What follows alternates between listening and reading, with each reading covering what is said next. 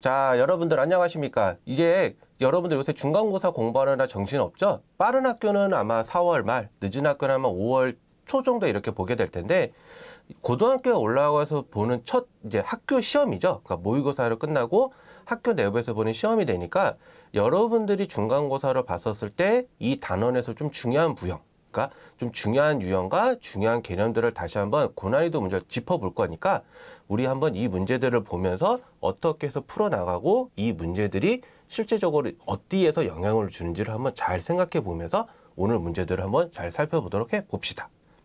자, 그러면 첫 번째 문제로 넘어가 볼 건데, 자, 첫 번째 문제의 포인트는 어떤 거냐면 어떠한 다항식을 나누었을 때 이 나머지 부분이 어떤 것에 성질에 영향을 주느냐라고 하는 생각해 보는 부분이거든요. 그래서 어떠한 다항식을 x 플러스 세제곱으로 나누었을 때 나머지가 지금 2x제곱 더하기 ax 더하기 1이고 x 플러스 1의 제곱으로 나누었을 때 나머지가 x 플러스 b래요. 그래서 a 더하기 b의 값을 물어보는 건데, 이 문제를 풀기 위한 포인트는 어떤 거냐면 요거를 나누면 요거인 거고 요것으로 나누면 나머지가 요거더라 라고 이야기하는 성질을 얘기하는데, 문제는 뭐냐면 같은 거를 나누는 것만 달라지는 거거든요. 그러니까 어떤 거를 나누는데 같은 식에서 세제곱으로 나눌 거냐 제곱으로 나눌 거냐, 근데 나머지는 이렇게 해서 달라지는데 그러면 어떻게 해서 풀어낼 거냐라고 하는 포인트라고 생각을 하시면 돼요. 그래서 이 문제 유형은 선생님이 유형으로 치면 뭐라고 하냐면 나머지 정리의 변형이라고 얘기하는 부분인데, 어떤 식으로 변형을 하는 거냐라고 하는 거냐면, 자, 첫 번째 식을 잘 보면 여러분들이 나눗셈을 배웠기 때문에 검산식을 이용해서 px는 x 플러스 1의 세제곱으로 나누면 어떠한 몫이 존재를 하고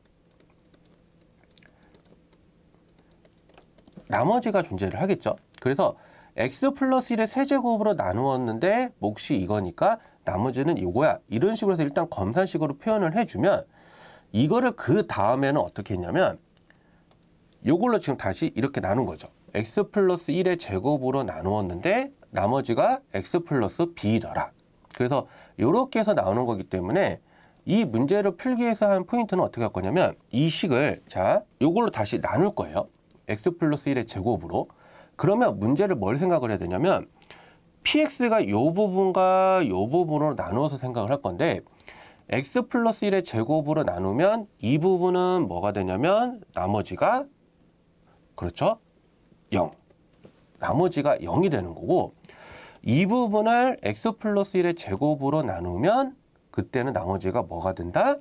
이게, 그렇죠, 이게 x 플러스 b가 되더라 라고 이야기를 하는 포인트를 잡으라는 거예요. 그러니까 이 말의 의미는 여기는 x 플러스 1의 제곱이라는 걸 이미 인수로 가지고 있기 때문에 이 첫 번째 표시한 부분은 나머지가 없는 거고, 이 부분을 그러면 x 플러스 1의 제곱으로 나누었는데 그때 나머지가 문제에서 조건이 x 플러스 b라고 있기 때문에 이게 지금 나머지가 x 플러스 b다라고 이렇게 이야기를 하는 거죠. 그렇기 때문에 그러면 이 식을 어떻게 해서 바꿀 거냐면 x 플러스 1의 세제곱 qx, 자, 이 부분을 x 플러스, 자, 다시 요 부분을 요 부분으로 나눌 거예요. 근데 여러분들이 알아야 될 게 뭐냐면 이거를 이걸로 나누면, 자, 차수가 같은 2차식이거든요. 그래서 무조건 몫은 그냥 이 차수만 비교를 하시면 돼요. 그러니까 얘는 차수가 1이고 얘는 차수가 2죠. 그러면 내가 이걸로 나누기 때문에 여기가 차수 그 몫 2차인 개수의 2를 맞추려면 여기다 2를 맞춰주면 되니까 얘는 그냥 2 곱하기 x 플러스 1의 제곱 더하기 x 플러스 b다라고 이런 식으로 표현이 가능하다라는 거죠. 그래서 이 식을 요걸로 나누면 몫이 뭐다? 2가 되고 나머지가 뭐가 되더라? x 플러스 b가 되더라 라고 이렇게 이야기가 가능하기 때문에, 자, 그러면 이 식을 전개를 해주면 x 플러스 1의 세제곱 qx, 자, 2x제곱 5x 더하기 2 플러스 b다라고 이런 식으로 표현이 되겠죠. 그러면 이 표현이 되니까 요 부분하고 그러니까 요 부분하고 요 부분의 식이 서로 어떻게 돼야 되느냐라고 하는 거냐면 서로 같아야 된다는 거죠. 그래서 이거는 이다음부터는 뭘 쓰면 되냐면 항등식의 성질로. 그래서 항등식의 성질로 쓰는 거니까 2x 제곱 더하기 ax 더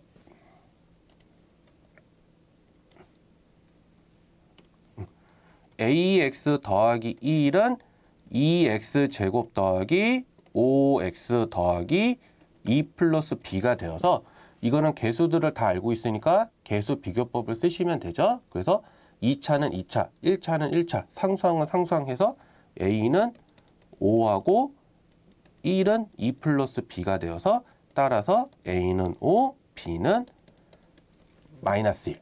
그래서 결과론적으로 답은 얼마다? 그렇죠? 4가 되더라. 이렇게 해서 최종적인 답은 이렇게 해서 되는 거지만 이 문제를 다시 한번 돌아봤을 때 우리가 한번 생각해 봐야 될 거는 뭐냐면 나머지 정리를 어떻게 해서 응용할 거고 그거를 변형을 어떻게 할 건지. 그래서 이러한 변형에 대한 포인트로 이야기를 하니까 꼭 한번은 다시 한번 살펴보세요.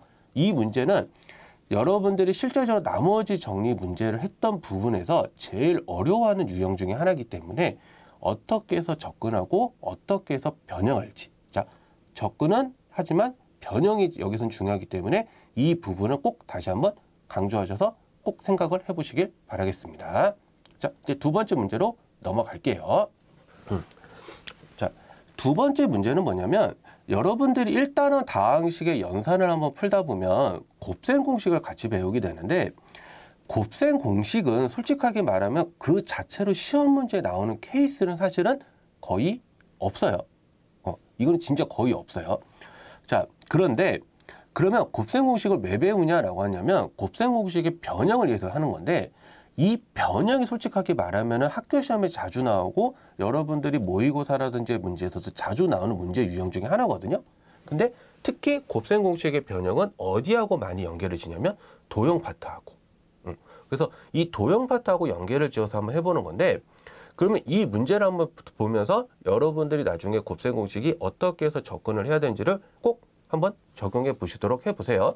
자, 그래서 문제 한번 읽어보면 다음 조건을 모두 만족시키는 삼연체 OABC가 있는데 선분 5A 제곱과 5B 제곱과 5C 제곱을 구하래요. 그러니까 이것들의 합을 구하는 건데 자, 첫 번째 조건은 뭐가 수직이고 뭐가 수직이고 뭐가 수직이다라고 하는 거고 두 번째 조건은 지금 합이 나온 거고 세 번째는 넓이들의 합이 나왔거든요. 그러면 여러분들이 이거를 잘 생각해 보면 아, 이거는 곱셈 공식의 변형을 글로 표현이 되는 거구나. 그래서 이 글로 표현이 된 거를 일단 첫 번째 목표는 어떻게 한다? 그림으로 나타내 본다가 문제 포인트가 되는 거예요. 그래서 이거를 그림으로 한번 표현을 해보면 삼연체인데 선분 OA랑 OB가 수직이고 OB랑 OC가 수직이고 OC랑 OA가 수직이거든요. 그러면 여러분들이 이거를 먼저 그림으로 표현을 하면 이게 어떤 그림으로 나올까요? 한번 먼저 그려보세요. 자, 그러면 그렸을 거라고 생각을 하고 선생님이 여기 먼저 그려주면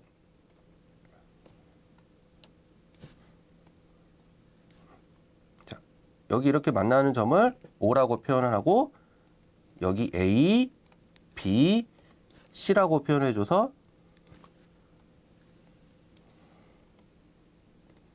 이런 삼연체를 하나 그려주시면 돼요.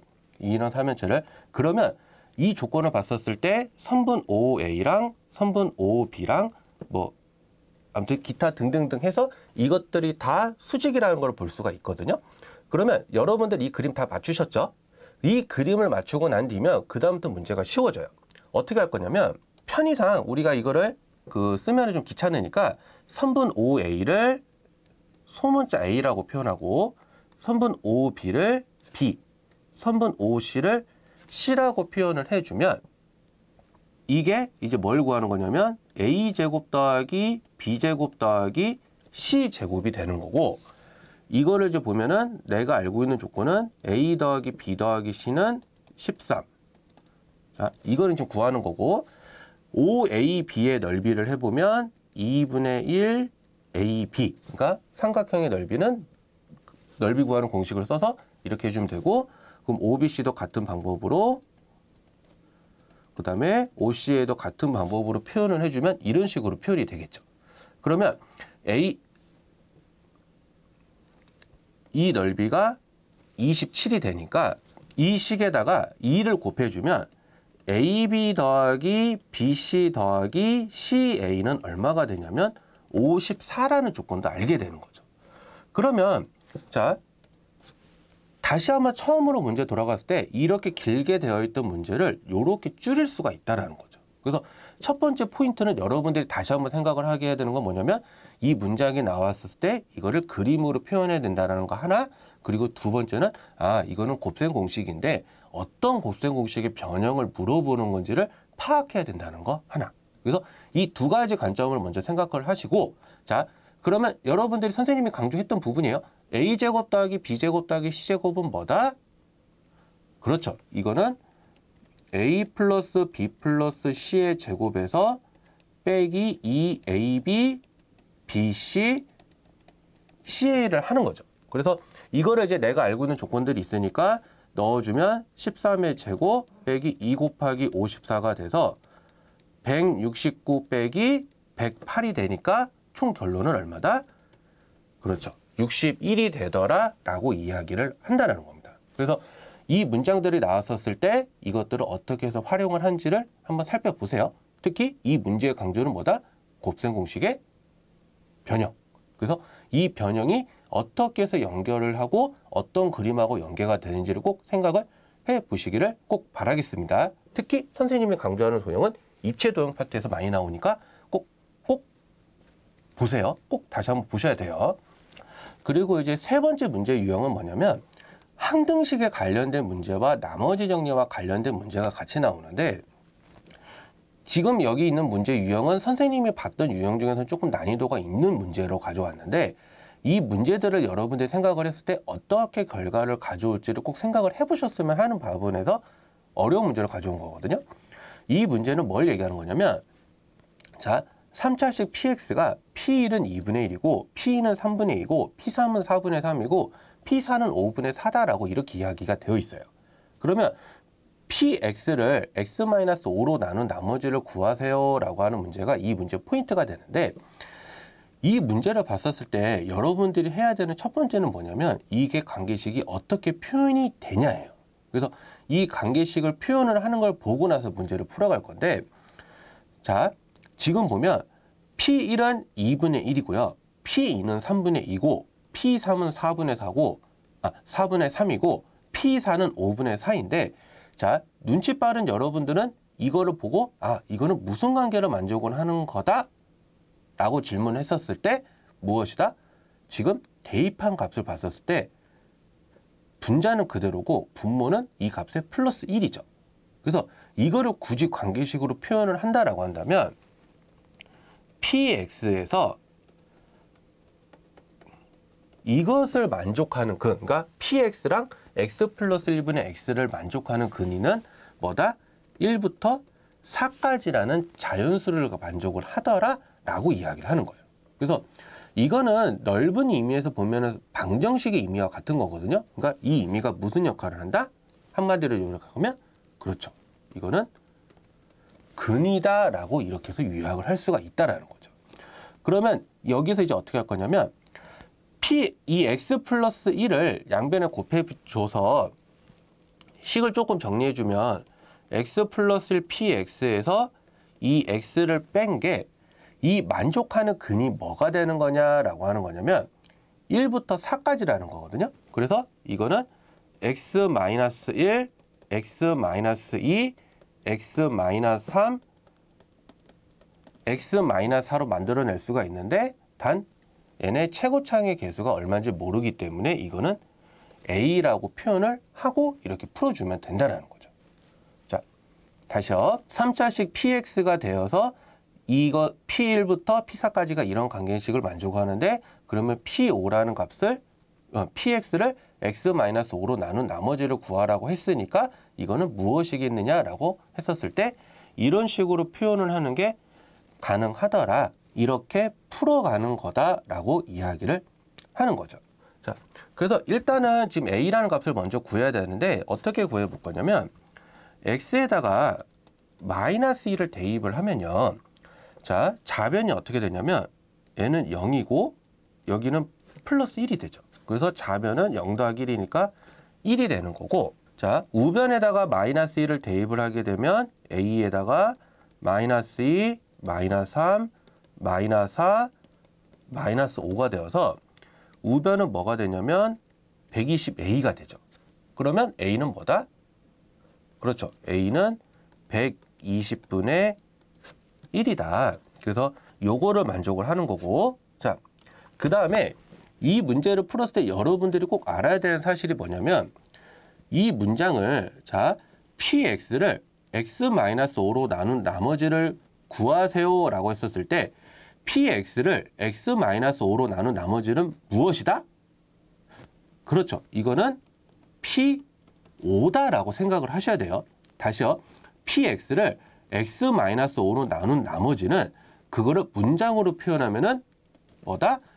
p5다가 나는 이 값을 뭔지를, 이 값이 무엇인지를 구하고자 하는 게 이 문제의 포인트라는 거죠. 그래서 이 문제를 풀었을 때는 첫 번째는 뭐가 필요한 거냐면 이러한 관계식을 하나 가져야 된다라는 거 하나. 그리고 두 번째는 뭐냐면 이 나머지를 구하라고 했을 때 이거에다가 무엇을 대입하는 건지를 물어보는지를 하나. 즉 나머지 정리를 이용을 하라는 거죠.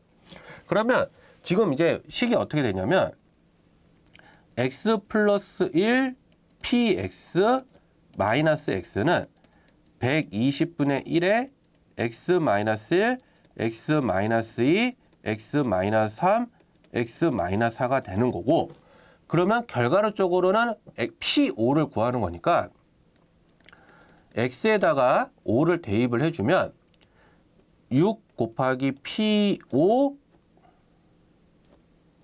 마이너스 5는 120분의 1에 4, 3, 2, 1이니까 이게 5분의 1이 되죠. 그래서 6 곱하기 p5는 5분의 26. 그래서 p5는 얼마가 되느냐라고 하냐면 30분의 26이니까 계산해주면 15분의 13이 되더라라고 이렇게 이야기가 된다라는 거죠. 그래서 다시 한번 이 문제를 한번 생각을 해보면 P1은 P2, P3, P4라는 조건을 이용을 해서 어떤 관계식을 하나 만족하는데 이 관계식이 어떠한 거로 생각을 해보냐라고 하냐면 근적인 의미로, 그러니까 이것에 대한 근이 이거다라고 표현할 수 있는 이 포인트를 하나 가져오시고, 문제에서는 3차식이라고만 주어졌기 때문에 최고차는 개수가 얼마라고 주어지진 않았어요. 그래서 그거를 하나의 미지수로 사용해서 표현을 해줘야 된다는 것까지. 만약에 문제에서 얼마다라고 나와 있으면 이거는 표현할 필요가 없겠죠. 그냥 그 숫자에 맞춰서만 해주면 되니까. 그래서 그렇게 해서 해주는 거 하나, 그 다음에 포인트를 내가 뭐를 대입을 해서 찾아주고 그 다음에 어떤 값들을 계산을 할 건지를 찾아주게 되면 이런 것들을 풀었을 때 이런 식으로 표현할 수가 있다는 거죠.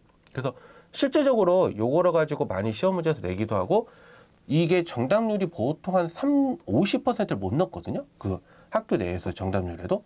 그렇기 때문에 이러한 관계식을 봤었을 때 어떻게 표현하는지를 꼭 생각을 하시고 어떻게 대입하실지를 할 결정을 꼭 해보시길 바라겠습니다. 자, 다음 문제로 넘어갈게요. 4번 문제는 어떤 문제냐면 숫자를 줬는데 이 숫자를 해서 나머지를 구하래요. 그러니까 결론은 나머지를 구하는 건데, 자, 이 문제가 여러분들한테 줬을 때 실제적으로 지금 문제를 보면 201에 15제곱을 줬는데 이거 실제로 계산하라고 한다면 절대 계산 못 하거든요. 그래서 이거는 계산을 주는 문제가 아니라 숫자를 문자로 바꾸는 걸 먼저 시작을 해야 되거든요. 그러면 어떻게 숫자를 놓냐에 따라서 이 문자가 조금씩 바뀌어간다는 포인트에다가 추가적으로 생각하는 포인트는 나머지를 숫자의 개념으로 봤을 때와 식으로 보았을 때 개념의 차이를 어떻게 해서 바라볼 건지를 생각해 보는 거를 가지고, 이거를 가지고 어떻게 해서 숫자를 나중에 바꿀 거냐라고 하는 거거든요. 그래서 문제를 한번 이제 할 건데, 자, 여러분들이 어떻게 x로 놓냐에 따라서 식이 달라지지만 일단은 첫 번째로 여러분들이 뭐를 x로 놓을지를 정해놓고 하세요. 자, 그 정하는 시간은 선생님이 잠깐 5초간의 시간을 주겠습니다. 자, 그러면 이거는 편의상 달라지겠지만 선생님은 어떤 걸 x라고 놓을 거냐면 200을 x라고 놓을 거예요. 200을. 그러면 201이라는 식은 그렇죠. x 플러스 1이라고 표현이 되겠죠. 그러면 x 플러스 1의 15제곱을 x로 나누었는데 그럼 몫이 q가 되는 거고 그럼 나머지가 존재가 되니까 이거를 이제 해볼 건데 자 x에다가 0을 대입을 해주면 우변은 뭐가 나오냐면 1이 나오죠. 그래서 이거는 날아가니까 여기는 나머지 r만 남아서 나머지가 1이다라는 사실을 알 수가 있는 거고 그러면 x 플러스 1의 15제곱은 xq 더하기 r이 되겠죠. 자, 그래서 여기서 원하는 건 뭐냐면 이거를 x로 나눈 나머지로 원하는 거기 때문에 일단은 자, 이게 1이니까 이 1이라는 숫자를 이쪽에다가 이항을 해주면 x 플러스 1의 15제곱 빼기 1은 xq가 되죠. 그러니까 여러분들이 첫 번째로 구해야 되는 건 뭐냐면 이 몫이 무엇이냐. 그러니까 이거를 구해야 실제적으로 이걸 넣었을 때 지장이 없겠죠. 그래서 이거를 이제 구해보려고 하는 건데 여기서 어떤 걸 여러분들이 좀 알고 계셔야 되냐면 xn제곱 마이너스 1이라는 거를 인수분해를 할 건데 이거를 원하는 인수분해가 뭐냐면 항상 갖는 인수가 있거든요. 그 인수가 뭐냐면 1이에요. 그러니까 1을 넣어주면 이 값은 0이 되기 때문에 x-1을 인수로 갖거든요. 그래서 이거 여러분들이 알고 계셔야 되는 가장 중요한 공식입니다. 이거를 인수분해를 해주면 x-를 인수로 갖고 오고 xn-1, xn-2 해서 쭉 가서 플러스 1까지라고 해서 이것이 인수분해가 이렇게 된다라는 거를 꼭 여러분들이 고등학교 1학년 교육 과정에서는 필수적으로 암기를 하셔야 돼요. 그러니까 이거는 꼭 암기를 해야 되는 공식이기 때문에 이 공식을 암기를 하고 이 공식을 가져서 이거를 이렇게 해서 적용을 하게 되면 이 x 플러스 1의 15제곱에서 1을 뺀 식이니까 x 대신에 x 플러스 1이 들어간 거에 불과한 거거든요. 그러면 이거는 x 플러스 1에서 빼기 1을 한 거에다가 어떻게 들어오냐면 x 플러스 1의 14제곱, x 플러스 1의 13제곱 해서 어디까지 오는 거냐? 그냥 1까지 이렇게 인수분해가 된다라고 생각을 하시면 돼요. 자, 다시 선생님이 여기 이렇게 빨갛게 칠한 공식에다가 빨갛게 칠한 공식을 가지고 이 공식을 응용을 해서 만들어주면 이런 식으로 공식이 된다라고 이야기가 가능한 거죠. 그래서 이거를 보게 되면 이 앞부분의 식이 x가 되고 이 나머지가 x 플러스 1의 14제곱, x 플러스 1의 13제곱 해서 어디까지 온 거냐면 1까지 이렇게 온 거거든요. 그러면 아까 이 식이 뭐였냐면 x 곱하기 q가 어떠한 식에다가 q를 곱한 거기 때문에 비교를 해보면 요 빨갛게 칠한 부분 자, 요 빨갛게 칠한 부분이 결과적으로 뭐가 된다? 그렇죠. q가 되더라 라고 이렇게 이야기가 가능한 거죠. 그래서 q가 이렇게 되기 때문에 그러면 x 플러스 1의 14제곱, x 플러스 1의 13제곱 해서 점점점 가서 마지막 1까지 이렇게 가는데 그럼 이거를 다시 뭘로 나눈 거냐면 x로 나누었는데 어떤 몫이 존재를 할 거고요. 근데 이 몫이 아까하고는 좀 다른 몫이기 때문에 표현을 좀 달라줘야겠죠. 거기에 뭐가 들어오는 거냐라고 하는 거냐면 나머지가 들어온다라고 이렇게 이야기하는 거죠. 그러면 x에다가 뭐를 대입하면 된다? 그렇죠. 0을 대입을 해주면 1, 1 해서 총 1이 되고 여기는 그냥 나머지만 남겠죠. 그럼 이게 15개를 얘기하기 때문에 나머지는 얼마다? 15다라고 이렇게 이야기가 가능한 거예요. 그러니까 그러면 그리고 이게 항상 확인을 해봐야 될 습관은 뭐냐면 지금은 선생님이 문자로 바꿔서 해서 다행히 나머지가 자연수로 나왔으니까 지장이 없지만 이게 문자로 계산을 하기 때문에 나머지가 음수가 될 수도 있거든요. 근데 숫자의 계산에서는 나머지가 음수가 되는 경우는 없기 때문에 음수가 되면 이거는 자연스럽게 여러분들이 범위에 맞춰서 바꿔주셔야 돼요. 그래서 이거는 200으로 나누었을 때도 나머지 조건의 범위에 들어가기 때문에 이거는 답에는 지장 없이 정답이다라고 이렇게 이야기가 가능한 거죠. 그래서 이거를 우리가 문자로 표현을 해서 이러한 문자들로 표현을 하니까 계산을 이렇게 해서 할 수 있구나 라고 하는 걸로 생각을 하셔도 되고, 선생님처럼 그러니까 200을 x, 201을 x 플러스 1이라고 놓지 않고 오히려 201을 x라고 놓고 풀어도 상관은 없어요. 그러니까 결과론적으로 어떠한 식적인 의미가 나오는 거기 때문에 답은 똑같이 나오니까 만약에 선생님하고 다르게 x를 놓은 학생들은 한번 그거에 맞춰서도 한번 꼭 풀어보시기를 권장을 드리겠습니다. 자, 우리 그러면 다음 문제로 넘어갈게요. 자, 6번 문제는 뭐를 얘기하냐면 복소수를 얘기하는데, 이 복소수 문제 중에 꼭 시험 문제 나오는 걸 얘기하면 진입한정이라고 하거든요. 그러니까 이 진입한정이라고 얘기하는 건 뭐냐면 옳고 그름인데 이렇게 줘요. 그러니까 지금 보면은 어떤 성질을 줘서 이것을 만족을 하고 있는데, 그러면 나머지 중에서 옳은 거는 무엇이겠느냐, 아니면 옳지 않은 것은 무엇이겠느냐 같은 그런 것들을 물어본다는 거죠. 그러면 이거는 여러분들이 꼭 생각을 하면서 어떻게 복합적으로 물어보는 파트가 되기 때문에 잘 한번 생각을 해봤을 때 한번 가봅시다.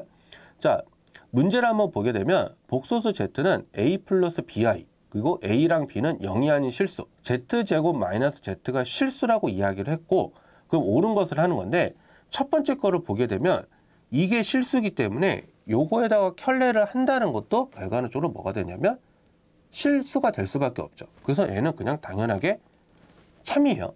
참. 그렇게 되는 거고, 두 번째 문제는 뭐냐면 z 더하기 바제트는 1이다 라고 만족을 하냐라고 물어보는 건데, 이거를 알아내는 방법은 이 조건을 가지고 이용을 하자는 거죠. 그래서 한번 시작을 해보면 z제곱 마이너스 z를 할 건데, a 플러스 bi의 제곱 마이너스 a 플러스 bi를 하면 이게 a제곱 2abi 마이너스 b제곱 마이너스 a 마이너스 bi가 되어서, 자, a제곱 마이너스 b 제곱 마이너스 a와 그 다음에 2ab 마이너스 bi로 이렇게 만들어주는 게 가능할 거예요. 그러면 이 다음에 뭘 하냐면 얘가 실수이기 때문에 켤레 부분이 뭐가 돼야 되냐면, 그러니까 말 정정할게요. 켤레 부분이 아니라 허수 부분.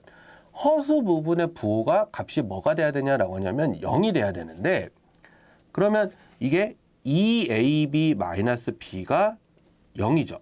자, 그래서 b로 묶어주면 이렇게 나올 텐데, 자, 문제에서 0이 아닌 실수라고 나와 있어요. 그러면 얘는 뭐다? 0이 아니다라는 걸 알기 때문에, 근데 0이 아닌 값에다가 뭐를 곱해야 0이죠? 그렇죠. 이게 0이 될 수밖에 없는 거죠. 그래서 2a-1은 0이 되니까 a는 뭐다? 2분의 1이다 라고 이렇게 이야기가 되는 거죠. 그러면 복소수의 진입 판정을 물어봤을 때는 이렇게 해서 주어진 조건이 뭔지를 보고 주어진 조건에서 알 수 있는 것들을 먼저 다 캐치를 해서 가져와야 이 문제를 푸는데 지장이 없다라는 거죠. 진입 판정 문제 나오면 꼭 항상 문제에서 나오는 조건과 성질들을 잘 종합적으로 판단을 하세요. 그거를 말하는 문제이기 때문에.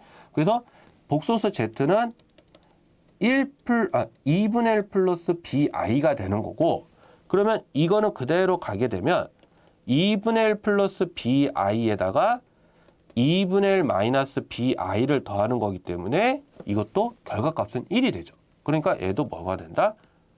옳은 게 되구나 라고 이야기가 가능한 거고, 3번을 보게 되면 이제 복소수 z가 뭔지를 아니까 2분의 1 더하기 bi와 2분의 1 마이너스 bi를 하게 되는데, 이게 b제곱 더하기 4분의 1로 나오게 되거든요.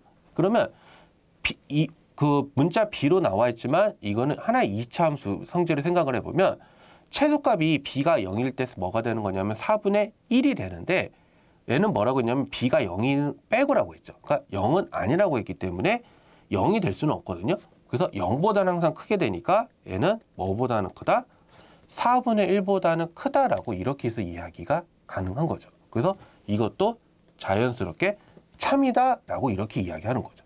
그래서 이 문제를 풀었었을 때 선생님이 다시 강조하고 싶은 건 뭐냐면 복소수 진입 판정을 풀 때는 성질과 그 다음에 조건 이 두 가지를 잘 생각을 하시고 그 다음에 여기서 조금 강조하고 싶은 하나의 사소한 부분 그러니까 여러분들이 문제를 풀 때 실수를 가장 많이 하는 부분 중에 3번 같은 경우에서 저게 등호가 들어가도 되지 않아요? 들어가도 되지 않나요? 라고 물어볼 수도 있는데 그거는 문제 있는 조건을 보게 되면 0이 아니라는 것도 있기 때문에 이게 등호가 들어가면 안 된다는 거. 그 등호 하나 때문에 이 답이 맞고 틀리고가 나눠지거든요. 그래서 꼭 그런 것도 꼭 생각을 해보시기를 꼭 부탁드리겠습니다. 자, 우리 그러면 다음 문제로 넘어가 볼게요. 자, 6번 문제는 뭐냐면 복소수의 문제 중에 두 가지를 항상 선생님이 중요하게 생각을 하는데 첫 번째는 뭐냐면 아까 했던 5번처럼 진입 판정, 옳고 그름 관한 문제와 두 번째는 뭐냐면 이 순환에 관한 문제가 나오는데 그러니까 여기는 지금 숫자가 조금 섞여 있긴 하지만 그 18제곱과 19제곱까지 이렇게 나와 있죠. 근데 이게 조금의 형태를 바꿨었을 때는 2000과 2020까지도 늘릴 수도 있는 문제가 되기 때문에 이런 문제가 나오면 복소수를 하나씩 차근차근히 묶어서 계산을 해보세요. 자, 그래서 한번 보게 되면 이 문제는 이거를 바로 계산을 하기보다는 어떻게 하기 좀 하면 좋냐면 앞에 거는 앞에 거대로 묶어서 계산을 하고 뒤에 거는 뒤에 거대로 묶어서 계산을 할 거예요. 그러면 i제곱, i3제곱, i4제곱 해서 18제곱까지와 그 다음에 i제곱, i3제곱 해서 i19제곱까지 더하는 파트로 두 파트로 나눠서 계산을 할 건데 눈치 빠른 학생들은 알겠지만 자 이거를 했었을 때 이거를 더하면 얼마냐면 이거는 0이에요. 그러니까 그러면 이거를 4개씩 묶어주면 0으로 다 나오기 때문에 여기 부분에서는 남는 게 뭐가 나오냐면 17제곱과 18제곱 이 두 개가 남는 거고 자 여기서는 지금 i부터 시작을 안 했기 때문에 억지로 하나 만들어 줄게요. i로 하나 묶어주고 다시 i를 하나 빼주면 이것도 같은 방법으로 해서 남는 부분이 뭐가 남느냐라고 하는 거냐면 i의 18 제곱이 아니라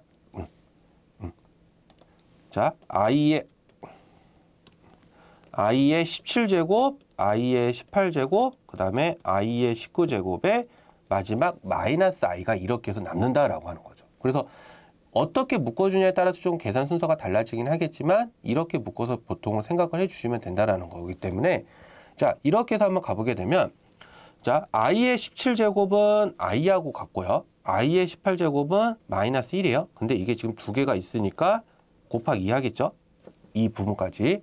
그리고 i의 19제곱은 뭐가 되는 거냐면 마이너스 i로 나오기 때문에 다시 여기다가 이렇게 되거든요. 그러면 얘는 2i 마이너스 2 마이너스 2i니까 이렇게 돼서 총 계산해주면 마이너스 2다라고 하는 거죠. 그러면 a는 마이너스 2고 b는 0이 되기 때문에 문제에서 원하는 최종적인 답도 여러분들이 구할 수 있겠죠. 자, 그 최종적인 답은 한번 여러분들이 해보시기를 부탁드릴게요. 그래서 이거는 여기까지만 하겠습니다.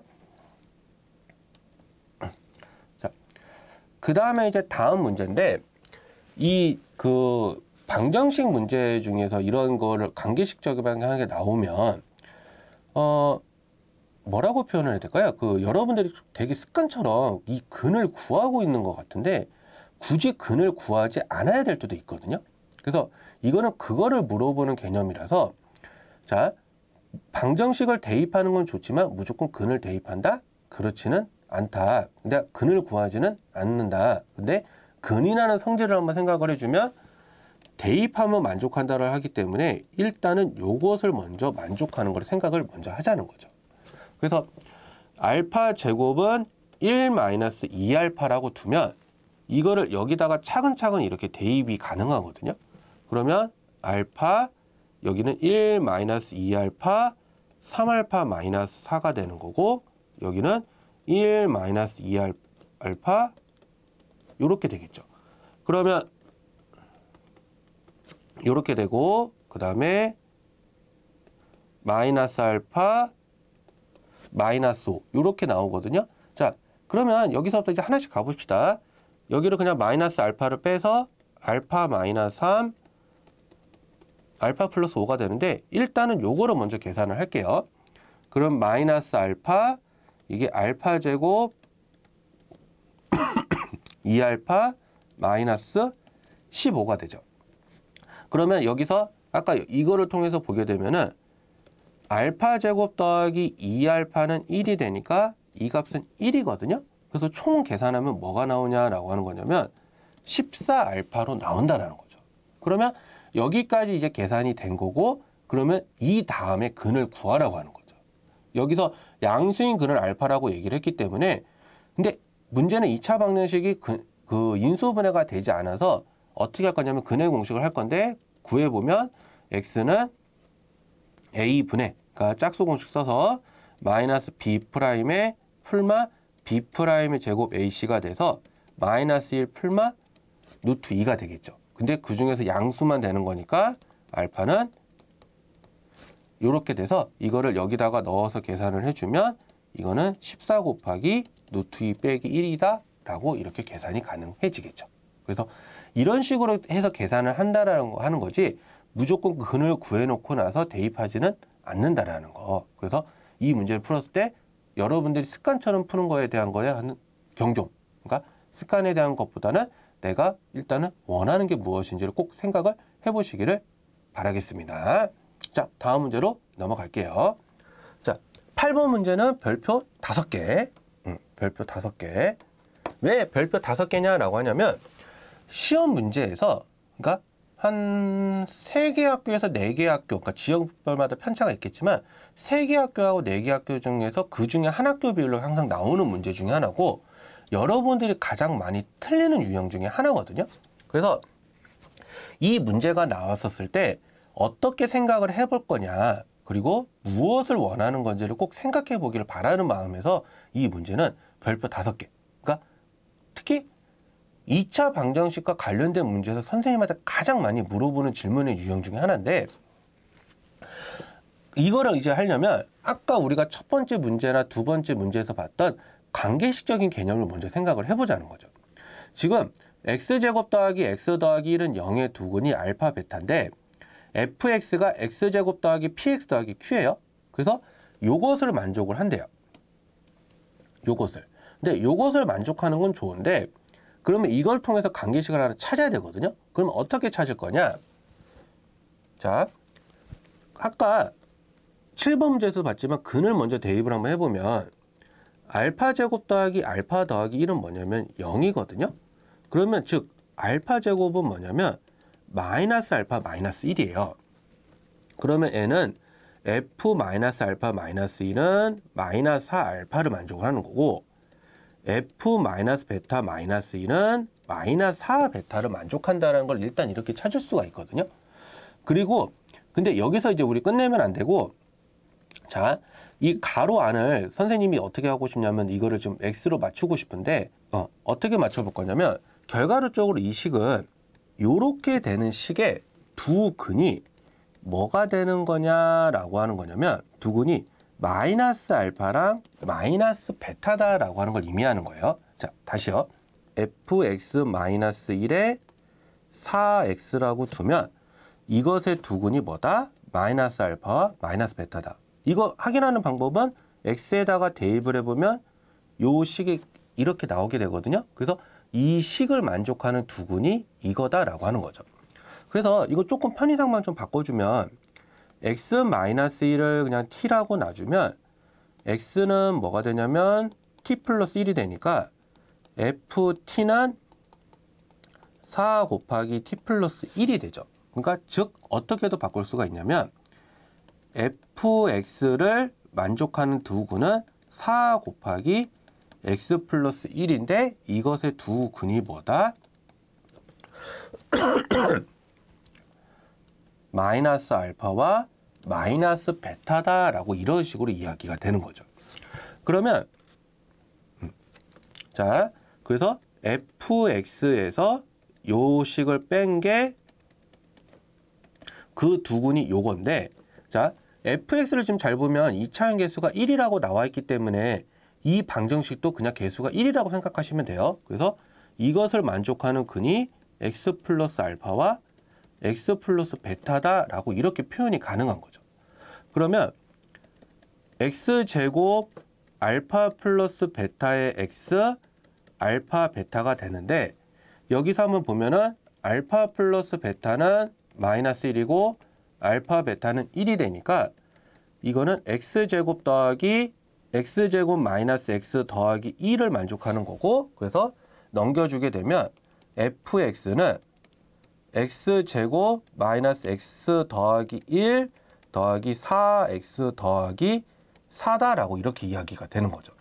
그러니까 x제곱 더하기 3x 더하기 5가 되는 거고, 이거를 이제 fx가 x제곱 더하기 px 더하기 q가 되니까 p는 뭐가 되냐라고 하는 거냐면 3, q는 뭐가 되냐면 5. 그래서 p 플러스 q의 값이니까 이거를 더해주게 되면 얼마다?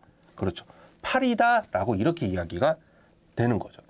그래서 이 문제는 선생님이 다시 한번 요점을 정리를 한다라고 한다면, 이 주어진 요 조건 있죠? 요 조건을 가져서, 자, 요 조건을 가져서 어떠한 관계식을 표현을 해야 된다라고 이야기를 했었을 때 이러한 관계식으로 표현을 하는 게 가능해야 된다는 거죠. 그래서 실질적으로는 이게 여러 가지 방법으로 해서 나오긴 하는데 그게 어떻게 관계식으로 나올지는 몰라요. 이거는 조금 어려운 케이스로 나왔던 관계식이고, 나머지 관계식들은 뭐 합으로 주어질 때도 있고 곱으로 주어질 때도 있고 아니면 그 외에 다른 걸로 주어질 수도 있기 때문에 그런 걸로 주어졌을 때는 어떻게 해서 관계식을 추론을 해볼 건지를 꼭 여러분들이 생각을 해보시라는 거죠. 그래서 어떻게 해서 추론할 건지를 꼭 여러분들이 바라보시길 바라겠습니다. 자, 다음 문제로 넘어갈게요. 자, 9번 문제는 이제 2차 함수 문제인데, 2차 함수 문제를 한다고 하면은 선생님이 항상 강조하는 게 최대 최소인데, 이 최대 최소를 하려면 항상 뭐를 얘기를 해야 되냐면 그래프. 그래프. 자, 그래프를 항상 강조를 해서 그래프를 그려놓고 판단을 하고 하는데, 이 최대 최소의 문제 유형 중에서 가장 어려운 유형을 하나 꼽아보라고 한다면, 자, 최대 최소 유형을 첫 번째 유형을 생각해 보면 첫 번째는 실수 전체적인 범위를 생각을 했었을 때, 근데 그 범위로만 얘기했을 때는 많이 어렵지는 않기 때문에 그거는 그냥 그래프 그려서 판단 바로 하시면 되고, 두 번째는 이제 제한 범위가 걸렸을 텐데, 이 제한 범위가 걸렸었을 때 꼭지점의 위치가 정해져 있는 경우와 정해져 있지 않은 경우로 나눠지게 돼요. 그러면 정해져 있는 경우는 그렇게 많이 어렵지는 않고, 문제는 정해져 있지 않을 때인데, 이 꼭지점의 좌표가 미지수로 표현이 되어 있으면 이 미지수가 제한된 범위에 들어가느냐 안 들어가느냐에 따라서 최대값이 최대 최소가 달라지니까 그거에 따라서 추론을 여러분들이 생각을 해보시라 얘기를 하는 거죠. 그래서 이 문제는 그래서 그런 유형 중에서 꼭지점의 좌표가 정해져 있지 않는 케이스의 문제를 가져온 건데, 그래도 조금 그 중에서도 좀 쉬운 문제라도 가져온 거니까 이걸 한번 가져놓고 나중에 여러분들이 이 문제를 나왔을 때 어떻게 해서 응용하는지를 꼭 생각을 해보시길 바라겠습니다. 이거는 학교 시험에서이라서도 중요도 하지만 여러분들이 고등학교 2학년, 3학년이 되었을 땐 더 중요한 내용이 되기 때문에 꼭 잘 참고하시길 바랄게요. 자, 그래서 최대 최소를 하려면 이거는 거의 습관처럼 하시면 돼요. 표준형으로 먼저 바꾸는데, 지금 이렇게 지금 나와 있는 상태에서 이제 k제곱을 더하고 다시 빼주고 하니까 이렇게 되겠죠. 그러면 마이너스 x 마이너스 k의 제곱에 더하기 k제곱이니까, 자, 그래프가 이렇게 돼서 k일 때 k제곱입니다. 근데 얘가 지금 원하는 문제 범위가 요거거든요. 그러면 K가 이 범위에 들어갈 때와 안 들어갈 때로 나눠서 생각을 하자는 거죠. 그래서 그래프를 놓고 한번 판단을 해볼 건데, 자, 첫 번째는 K가 이렇게 있을 때, 자, K가 이렇게 있을 때, 요렇게 되는 경우. 자, 요렇게 되는 거. 그러니까 K가 3보다 크거나 같은 경우. 이게 첫 번째 케이스가 그 케이스예요. K가 3 이상인 경우. 그러니까 3일 때도 상관은 없기 때문에 해보는 거고, 두 번째는 뭐냐면 K가 3보다 작은 경우. 그래서 그래프상으로 나타나면 여기가 K고 여기가 K제곱인데 제한된 범위는 여기서 이렇게 나오겠죠. 그래서 이게 지금은 범위가 딱 그냥 3 이상이라고만 나와 있기 때문에 이렇게 두 가지 케이스로 나눠보지만, 만약에 뭐 제한 범위가 조금 더 있다라고 한다면 그 범위에 각각에 다 들어가는 걸 생각을 더 세분화해서 나눠 보셔야 돼요. 이때는 그러면 최대값이 결국에 이거가 되기 때문에 K의 제곱이 뭐가 되는 거냐라고 하는 거냐면 그냥 15. 그러니까 이때 최대값이 이거죠. 그래서 K가 15니까 K는 뭐가 되냐면 풀마 루트 15가 되는데, 그 중에서 요 조건이 필요하죠. 그러니까 K가 3 이상이니까 그거에 해당하는 조건은 뭐가 되냐면 루트 15다라고 이렇게 이야기가 되는 거고, 두 번째는 이제 두 번째 케이스에서는 이 X가 3 이상이니까 X가 3 이상에서 이렇게 되는 거니까 이 그래프의 영역을 한번 찾아보게 되면은 이 부분에서 되거든요. 그러니까 이거에서가 뭐가 되냐면 최대값이 되는 거죠. 그러면 X가 3일 때 최대값이 되는 거니까 3을 넣어주면 마이너스 9 더하기 6K가 되는데, 이게 뭐가 돼야 되냐면 15.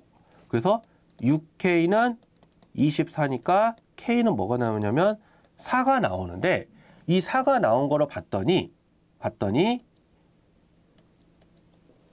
요거의 조건에는 만족을 하지를 못하죠. 그러면 얘는 뭐가 되는 거냐라고 하는 거냐면 답이 되지 않는다라고 이렇게 이야기가 되는 거예요. 그래서 답이 되지 않기 때문에 이렇게 해서 된다라고 하는 거를 여러분들이 생각을 해보시길 바라는 거죠. 그래서 실질적으로 최대 최소 유형 중에서, 그러니까 어려운 유형이기도 하고 그 어려운 유형에서도 조금 가장 쉬운 문제를 가져온 케이스 문제인데, 이 문제를 가져왔었을 때 여러분들이 꼭 생각을 해야 될 건 뭐냐면 꼭지점의 좌표가 정해져 있지 않다. 그러면 정해져 있지 않을 때는 어떻게 하느냐? 이것이 그 제한 범위에 들어가느냐 안 들어가느냐를 놓고 판단을 하신 다음에 그거에 맞춰서 그 문제가 답이 맞는지 아닌지를 꼭 확인해 보기를 바라겠습니다. 그러니까 이 문제는 여러분들이 학교 시험에서 뿐만 아니라 고등학교 2학년, 3학년 가서도 굉장히 중요하게 많이 나오는 특히 부분이기 때문에, 특히 미적에서 많이 나와요. 미적에서. 그래서 이 많이 연결이 되기 때문에 꼭 이거를 바탕으로 파생되는 것들이 너무 많으니까 꼭 이거를 꼭 잘 이해하시기를 부탁드릴게요. 잘 안 되시면 선생님 댓글로 남겨주세요. 그럼 선생님이 다시 한번 이거와 똑같은 문제 아니면 다른 문자로 갖고 와서 다시 한번 설명을 하도록 할게요. 그 다음에 마지막 10번 문제인데, 이 최대 최소, 그러니까 선생님이 이 차원에서 가장 중요한 유형 자체는 최대 최소로 보기 때문에 이 최대 최소를 보는데, 단 최대 최소를 할 때는 관계식이 나와 있으면 어떻게 해서 뽑아낼 거냐. 근데 보통 여러분들이 배우는 최대 최소는 미지수가 1개인 케이스인데, 미지수가 2개로 넘어가는 케이스 중에서 이런 것들은 어떻게 할 거냐 한다면 한 문자로 통일한다고 생각을 하시면 돼요. 그래서 여기서는 선생님 좀 강조하고 싶은 건 뭐냐면, 점 P가 2점을 이렇게 해서 있는 선분, 그러니까 선분 A, B를 움직인다라고 되어 있는데, 이 문제를 잘 보게 되면 이 점에서 움직이기 때문에 X가 움직일 수 있는 범위가 정해지거든요. 그게 어디서부터 어디까지냐? 1부터 4까지다라고 하는 거죠. 그리고 선분 A, B를 움직인다고 했으니까 이 선분이 넓은 의미에서 직선의 한 부분이기 때문에 이거와 관련된 직선의 방정식을 우리가 구해야 된다는 거죠. 그래서 이 직선의 방정식을 구하는 방법은 일단 기울기를 먼저 구해보면 4 빼기 1분의 마이너스 5 빼기 1이니까 마이너스 2가 되고, 이거는 마이너스 2x 플러스 b라고 놓으면 이거를 1,1을 지나니까 대입을 해주면 b는 뭐가 나오냐면 3이 나오죠. 그러니까 y는 마이너스 2x 더하기 3이 될 거예요. 그러면 x, y에 대한 관계식이 나와 있기 때문에 이거를 여기다가 그대로 대입을 해주되 뭘 생각해야 된다? 그렇죠. 제한 범위. 그러니까 문제에서 제한 범위가 안 나와 있지만 이거를 제한 범위를 나와 있는 걸로 생각을 해야 돼요. 그러니까 찾아야 된다는 얘기죠. 그래서 찾고 나서 이야기를 할게요. 그러면 이거는 2x제곱 마이너스 2x 더하기 3의 제곱이니까 2x제곱 4x제곱 마이너스 12x 더하기 9. 그래서 마이너스 2x제곱 더하기 12x 마이너스 9가 되는 거고, 그러면 그러면 이거를 다시 표준형으로 바꿔야 되니까 마이너스 2에 x제곱 마이너스 6x 더하기 9 마이너스 9니까 총 계산하면 9. 그래서 마이너스 2 여기로 가져올게요. 자, 마이너스 2 x 마이너스 3의 제곱 더하기 9다라고 이야기가 되는 거죠. 그러면 x의 범위가 1부터 4까지이고 이거를 그래프로 표현을 해주면 대략 이렇게 되는 그래프죠. 그러니까 3에서 최대값 9를 갖는다. 그러면 x의 범위가 1부터 4까지 있기 때문에 대략 표현하면 여기가 1이고 뭐 여기가 4다라고 한다면 요 영역이 되겠죠. 요 영역. 그러면 그 영역 중에서 가장 큰 값이 요거기 때문에 최대값은 얼마냐라고 하는 거냐면 9다라고 이야기가 가능하다라는 거죠.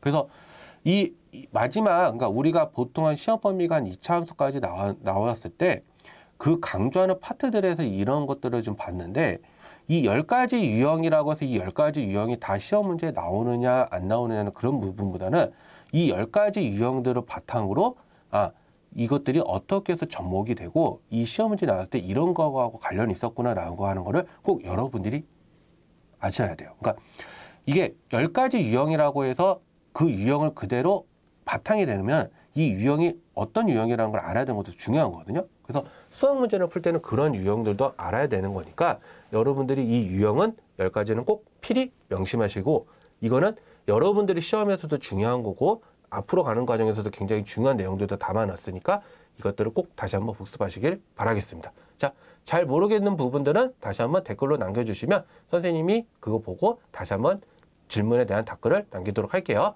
우리 모두 고생하셨습니다.